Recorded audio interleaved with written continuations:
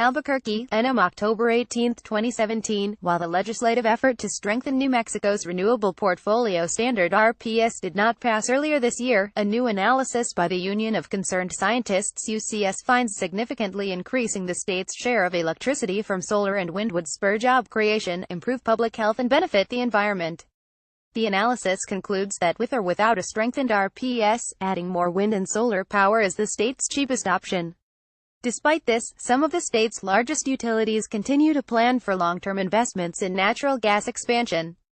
The looming question for policymakers is what replaces coal, said Julie McNamara, lead author of the study and energy analyst at UCS.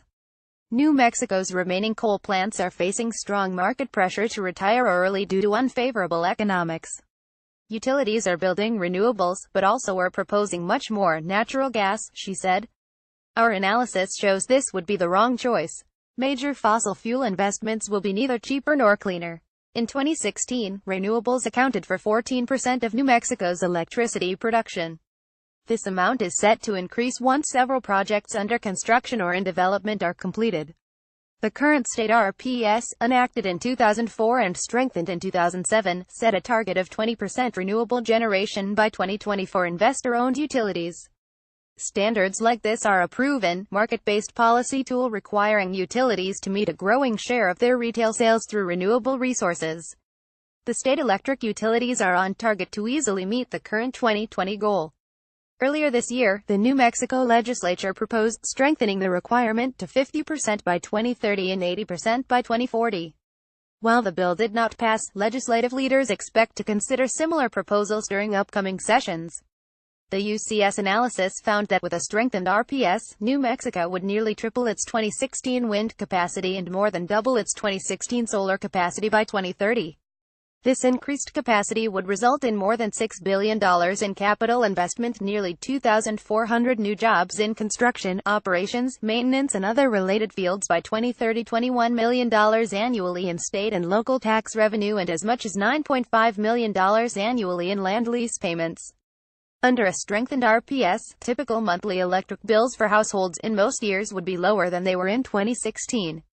In addition, the reduction in pollution from closed coal plants can generate healthcare savings of about $305 million by 2030, and result in an 85% drop in carbon emissions, the principal contributor to global warming.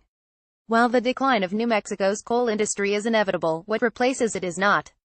In addition to building some renewables, the state's largest electric utilities, including Public Service Company of New Mexico, are also proposing a steadily increasing dependence on another fossil fuel, natural gas.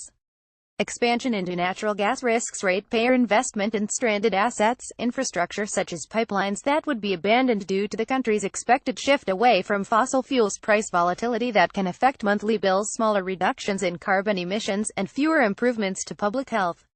New Mexico is truly at an energy crossroads, said Jeff Dayet, report co-author and director of state policy and analysis at UCS. Because investments in energy infrastructure last decades, what state leaders decide to do next will profoundly affect ratepayers, the economy and New Mexico's communities for a generation or more. New Mexico is rich with renewable energy potential thanks to vast, untapped wind, solar and geothermal resources. These resources have attracted the attention of out-of-state utilities, developers and large corporations looking for ready access to cheap, clean energy. Multiple wind projects under construction or in development are slated to send their power out of state. No doubt renewables will play a significant role in the state's future, said Dayet. It's time for New Mexico's residents to also enjoy those benefits. Policymakers and residents must decide if they want to intentionally seize the considerable in-state job growth, community investment and public health improvements that come from turning towards a strengthened RPS and away from natural gas.